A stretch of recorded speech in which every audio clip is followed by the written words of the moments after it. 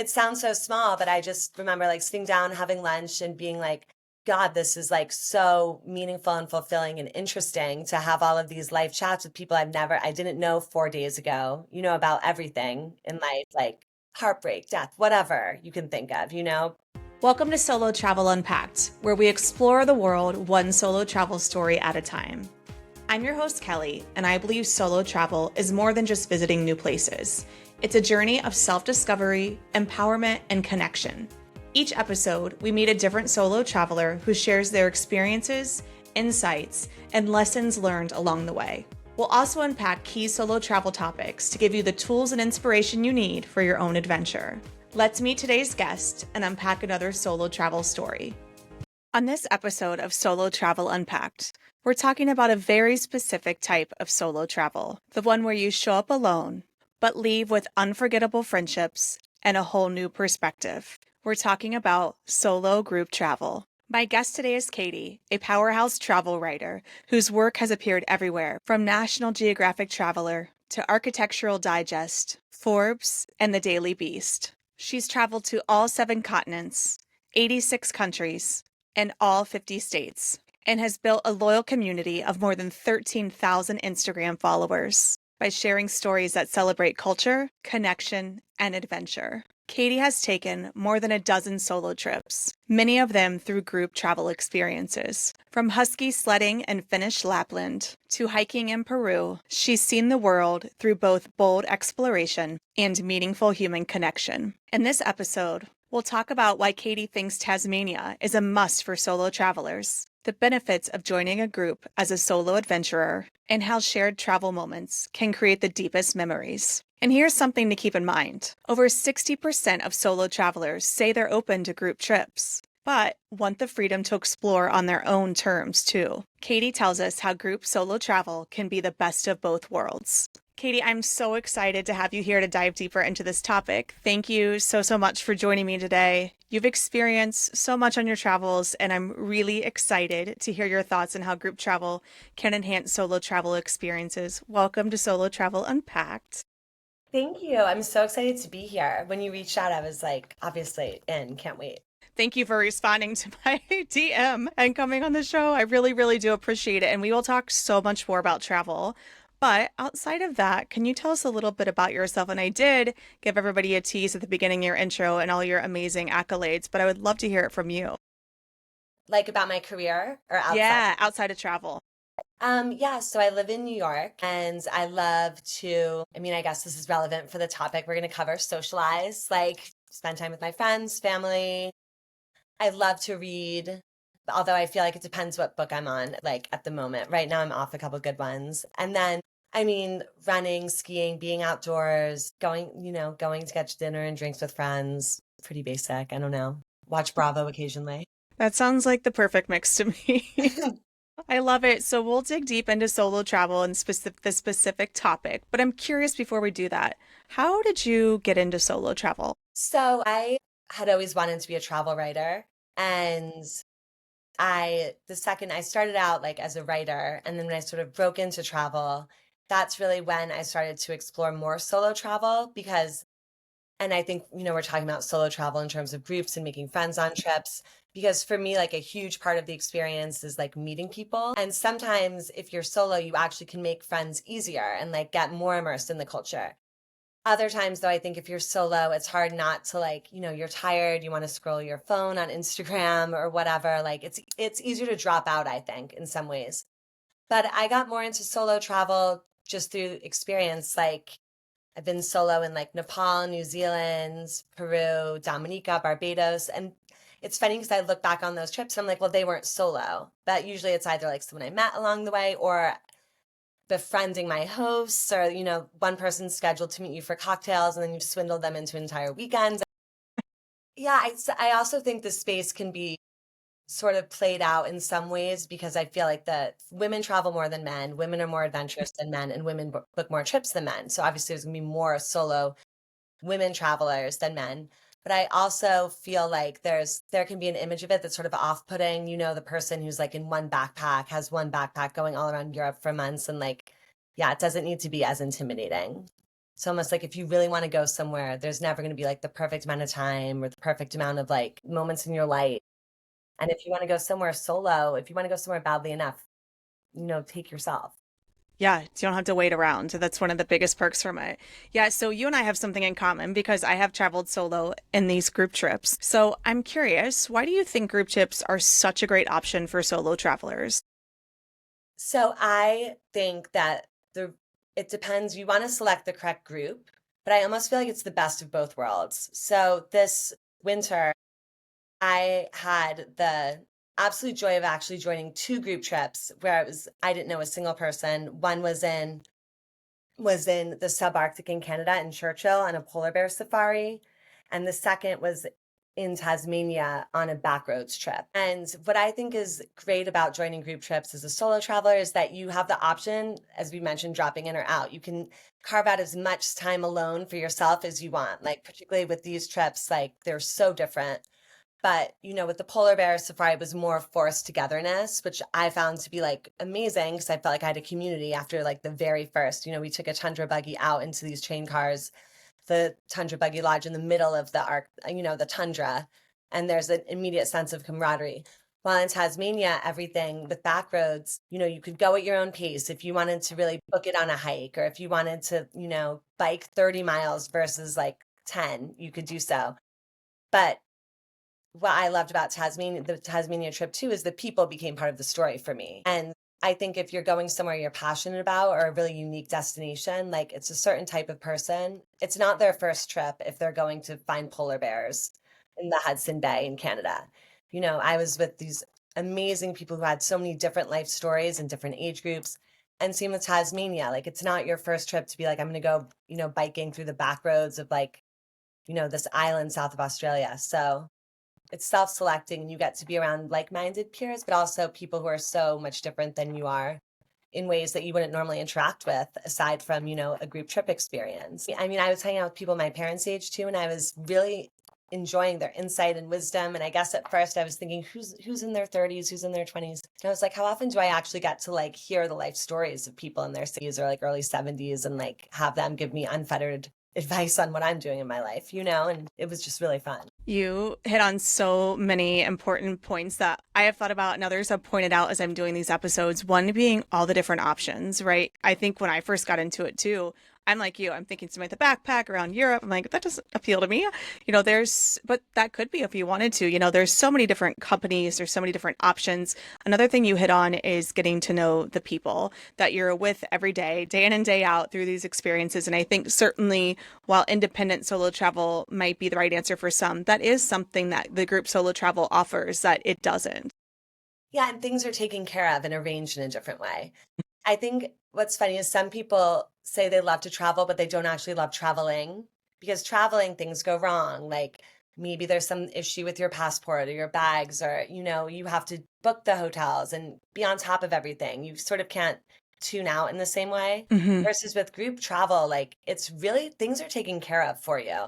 Like, and I never went hungry. Do you know what I mean? Like Yeah. in Tasmania, like I mean, there were so many revelations about Tasmania and this backroads trip in particular that I really loved.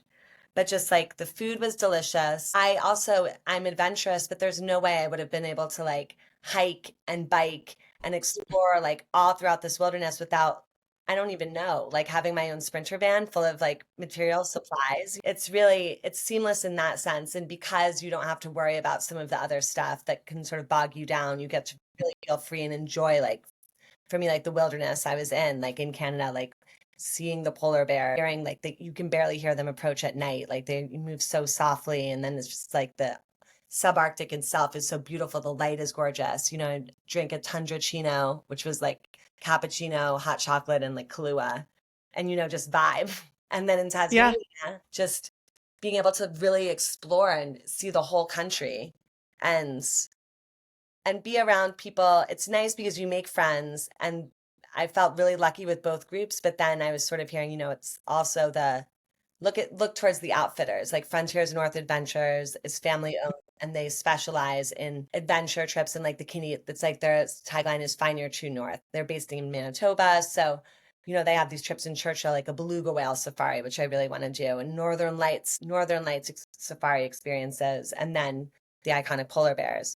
And then Backroads is really like elevated but adventurous. And I feel like sometimes with group trips, I can be quick to think, oh, it's students or it's like retirees. Because my parents, they do more group trips now. They're older and they have amazing experience like adventure travel, blah, blah, blah. Yeah. You don't want to be the youngest person by 50 years necessarily. So I was like really impressed with how both of these, like the age range was from like 21 to 80, 81.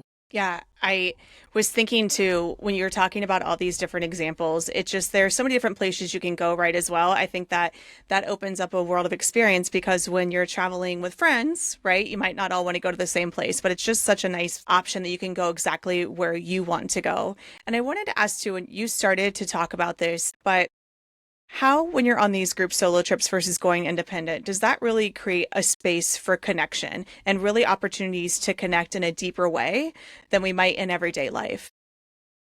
Completely. I think, I mean, there's this thing called the airplane effect, which is like you'll tell the passenger in the middle seat next to you more, of your life story or some devastating truths than you might tell one of your oldest friends, because there is something about being separated from your daily life and your daily reality. I mean, travel in itself, it's like a journey for you're looking beyond, but the hope is that you sort of get closer to like what you want or your perspective of the world. And I feel like just naturally that environment, like you feel like a kid, there's curiosity. I feel like your spirit is a little bit more open and it's easier to make fast friendships because also it's like the memory is that there is made forever. Like I'm in touch with people I've met over the past 7 years, like all around the world, because you have that like core memory. And I think group trips can be great. Number one, you have a built in group of comrades that you can associate with. If you want to, you don't need to, I don't love dining alone, like you can like get adopted into groups, whatever. If there are like other people traveling in couples or families or groups of friends, it's really easy to infiltrate.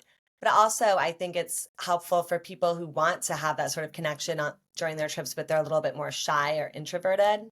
Like, I feel like I've really, part of it's for my job, but also my personality type. I think I've mastered like being like, I need to make a friend here. Like, I want to have fun, number one. I want to like, I don't want to be alone on the other side of the world. I need someone who knows me, and also Yeah. I think that's safe. If you have like befriend like your cab driver or anything, people are going to be like, you're going to get abducted. But on a group trip, you don't have to like put yourself out there as much to like make friends. I know I'm very trusting, but I think that one downside though would be is that if you are on a group trip, it's really cool because you get to meet people from all over the world and like, but I found that when I'm truly alone and I make friends and like they're all locals, usually, obviously, it's more of a cultural immersion, I would say. Oh, with Backroads, it was a nice balance because I would spend a lot of time with our Tasmanian guides as well. And then for Frontiers North, like the guides were from like, we're crazy Canadian adventurers and polar bear international people. And also there are only like 600 people living in the town we were in and lives in bears. So it was really more wildlife.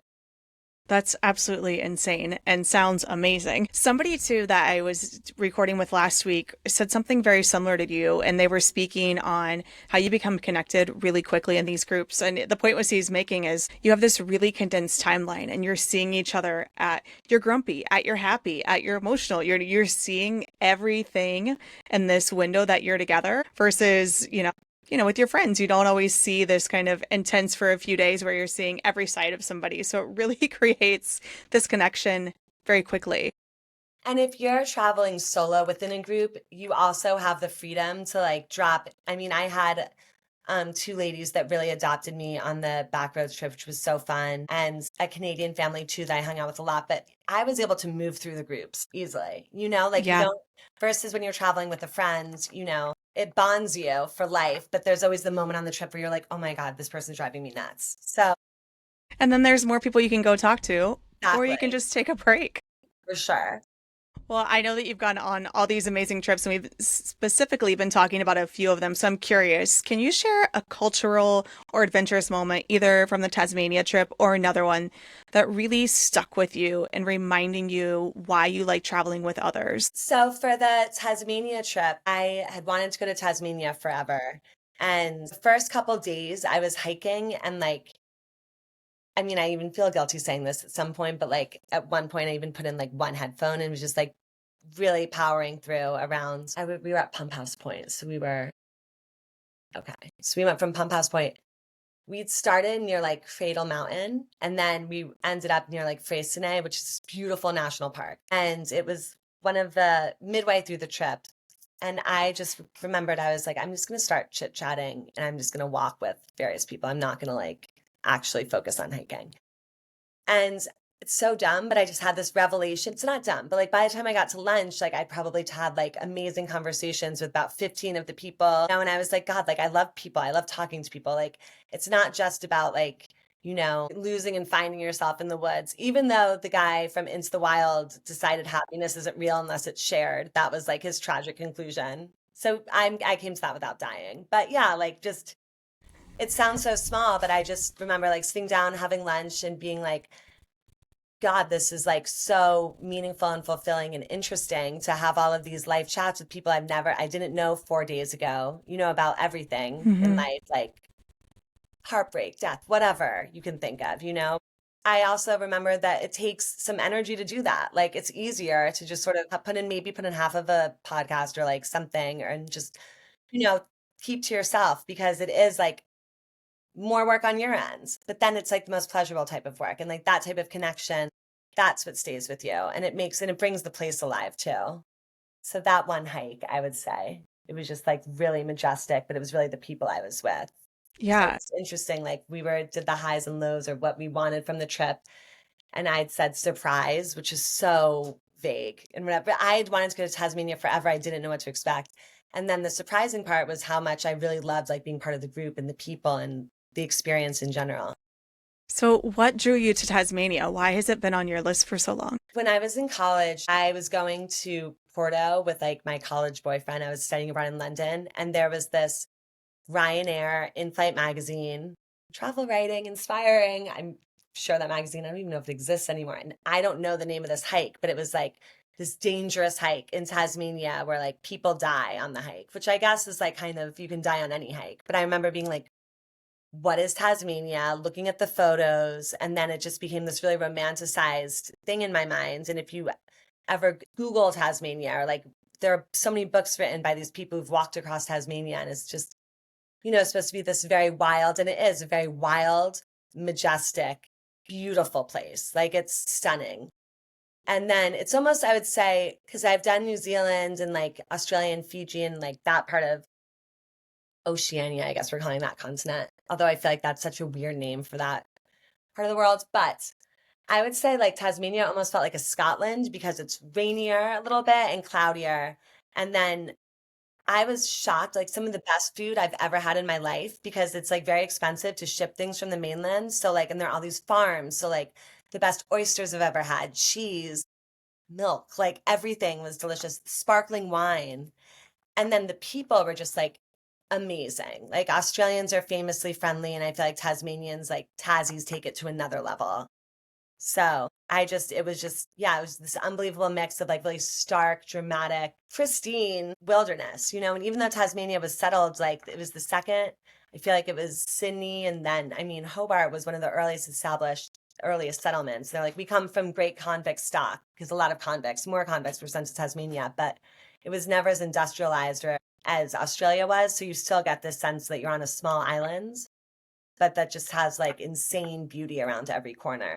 It sounds amazing. I'm sold. I'll add it to my list. Yeah, you have to go. It's really cool. And it's really great for solo travelers. Everyone is so friendly, so friendly. It's very safe. I mean, it's like, I don't know, it's beautiful. I spent almost 2 weeks there and I felt like I could have spent more time there. And I feel like it's still I didn't hear a lot of American accents. Canadians are onto it because the Canadians love the outdoors. And Germans, I think, are somewhat onto it, but it's still definitely like under the radar. It sounds incredible. Well, Katie, I'm curious if we've got somebody listening who's hesitant about these solo group trips because they think it might limit their solo experience or independence on these trips, what advice would you give them? I would look into the type of trip and then also, I mean, read reviews, read travel writing, I guess. But I mean, every different, like the other group trips I've done, like REI, they have amazing adventurous group trips that I've done like in Peru, but I know they're focusing on domestic. I would say look at the itineraries because some trips, if it's group travel, you aren't going to have that alone time. Like the polar bear safari, I couldn't walk on the land on the ground for like 4 or 5 days because polar bears are swarming everywhere. So you're really like moving through it, the experience together. But that's like the only way really even to see it. And that sort of part of it almost felt like this like bucket list, luxurious sleepaway camp vibe. But then Backroads, it's very much like you can decide what you want to participate in and what you don't. Like it's not like forced, everyone's hanging out at every meal. Like what I found to be really fun was that the group ended up like really coming together and like really coming together as a unit. So when there was free time, people would just sort of congregate together. You know, every activity is like optional, and then you can really take the strenuousness of the activity like to your own limits. I mean, I was like really shocked. I mean, I think I'm in pretty good. But there were people in their 60s and 70s who are like insane. Really surprising to me because I'd sort of made that assumption like I wouldn't be able to like explore as much as I wanted to, or, maybe the hikes will be catered towards an older demographic and the bikes, but no. And the guides are also young, like younger as well and super fit. So they have, there's a whole range of options for activities. I think that it depends too on like where you're going, how safe it is. Like a cruise is going to limit if you're doing like, because there's expedition travel, which I've also enjoyed, but just by like the fact that you're on a boat is going to like constrict you. But I would say really look into it like Backroads and Frontiers North. I feel like if I'm speaking to the adventurous traveler, like the outdoorsy type, and REI, I would really highly recommend. Yeah, all good options. And I was laughing too when you said that about being in shape. Those hikes and some of those trips humble you really quick. You're like, I'm good. I can do this. Oh And you're my like, God. wait a minute. Like, yeah. Well, we're getting close to the end, but to wrap things up, I'm curious, how has solo travel for you, whether in a group or on your own, taught you something important about yourself? So I think solo travel, I mean, it's so it's self-evident, but like you do get closer in touch with yourself. Like I feel like the first couple days of a solo trip, sometimes I feel like I almost crash out because like you're suddenly like you're your only company, you're in this foreign place, and like you can spin out over dumb things. And I think it's interesting how like geography, like a culture impacts you as well. So like I mean, I was just in Botswana for a couple weeks, and I remember the first 2 days I was sort of like spinning out over like drama, stupid stuff back in New York, and even like my work assignments. And then I feel like I achieved like a sense of nirvana on the third day. I can't even explain. And I'm still on that high. Who knows how long it lasted home? But I think mainly it's taught me like it's twofold. It's made me solo travel has made me more appreciative and aware of like the fundamental goodness of like humanity. People around the world I've found like are fundamentally like kind. Like if you're kind to someone, they're going to be kind back. The energy you give is the energy that you get. Particularly with solo travel where it's just you like navigating. And oftentimes like that's a more vulnerable position. If you're asked a lot of questions, if you're nice, self-deprecating, patient, like you're going to have a much easier way like navigating through like the new frontier that you've landed upon.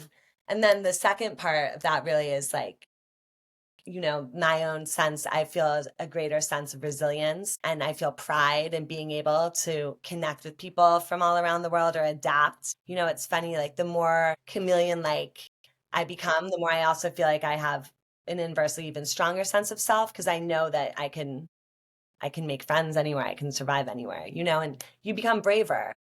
It takes a lot to scare me now, because particularly because you're exposed to it. Like maybe if you're someone who's not trusting or I don't know, if you're not exposed to things, they're going to freak you out. Like even when I was on a recent trip, people were getting stressed because like a group of soldiers were sort of around us. And I was like, this is fine. Do you know what I mean? Like their vibe is fine. Someone's going to hear this podcast and be like, I've had negative experiences. But the longer you haven't had a negative experience, you obviously have to keep your wits about you. But I really believe in like the idea of like karma, like how you behave is how people are going to treat you. Like the world is a mirror back onto you. So it's really been amazing. I feel like how much there's so many things that unite us more than separate us. Like I've had the most like bonding two dumb girls telling each other exactly conversations with people who like have completely different upbringings. You know what I mean? Like in like the savannah in Africa, or like, I don't know, above the Arctic Ocean. It makes you feel part of it. Solo travel weirdly makes you feel part of a larger humanity. Also, remember that as much if you're going somewhere and like you're encountering people so different from yourself, you're a curiosity too, you know? So like, I don't know. Yeah. Sometimes I think that people view it as like a one-way thing, but it's an exchange. You know, I can't imagine how many people I can on the road are like, oh, that crazy girl from New York. You know what I mean? Who I'm still in touch with, and I'm a story for them. You know, they wanted pictures with me. Yeah. It goes both ways. Those are so many great insights. And I think it comes back to one of the points you made at the very beginning of like-minded people that you're meeting on these trips and just the experience that to get to know them. But I wanted to ask you, as we get towards the end, I ask every guest if they want to share a solo travel memory that they had, that they have, whether it's been one that's challenged you, surprised you, or just an unforgettable experience. So when I was in New Zealand, it was towards the end of my trip, and I was in Auckland, and I had in my itinerary, like I had a free day, but I was like, I need to go to Piha Beach. Like I'd heard so much about this beach. And then I drove up from the city, and it was just, I mean, it's so, I can't even describe to you how beautiful this beach is. It's so vast and huge. Like the sands and then are insane. And then the giant rock, like the giant rocky monument. I don't even know what you would call it. Like it looked like an oversized, jagged rock cliff. And then the waves were breaking on it. And then the sun was setting. And it was the closest I had a religious experience on this beach. Like I met a couple other people who were also on the beach. I was supposed to be on that beach for like 20 minutes, see the sunset. I mean, a friend of mine texted, like, I was like, I'm having a transcendent experience. He goes, Jesus, Allah, or Alanis. And I made this playlist that was like 90s rock, like a lot of Alanis Morissette called Jesus, Allah, or Alanis. And I just felt like so moved and transported and just like overwhelmed by the beauty of where I was. And I think that could only have also happened alone. I was by myself. Obviously, I was texting my friend about what was happening, but another friend, she had the same experience at that beach. So, Piha Beach. And another one in New Zealand, going to Kapiti Island, which is off of Wellington. And I was on the boat on the way there. And it was like a large, like Maori family. And they were like, what are you up to? And I was like, oh, I'm just going to explore this island today. And then they just completely took me in for like the rest of the day. It was so much fun. And yeah, like those two. That sounds incredible. I need to go back to Australia and add that to my list because that just sounds New Zealand. You can do a whole circuit. New Zealand, Australia, Tasmania. Adding that back to my list. Yes. That sounds amazing. Katie, thank you so much. I have so enjoyed talking with you and learning so much about all your trips. And we want to close out today's episode, like we finished them all, with the same three final questions. So first up, the advice I'd give to someone considering solo travel is? The advice I'd give to someone considering solo travel is to go for it. My favorite part about solo travel is? My favorite part about solo travel is meeting new people. Something I learned about myself during solo travel is? Something I learned about myself during solo travel is I'm very resilient and I genuinely like people. I love that. And these are things that you might not have learned otherwise. Yeah. What an inspiring and helpful conversation, Katie. Thank you again so much for sharing your insights on the benefits of group solo travel and so many great recommendations.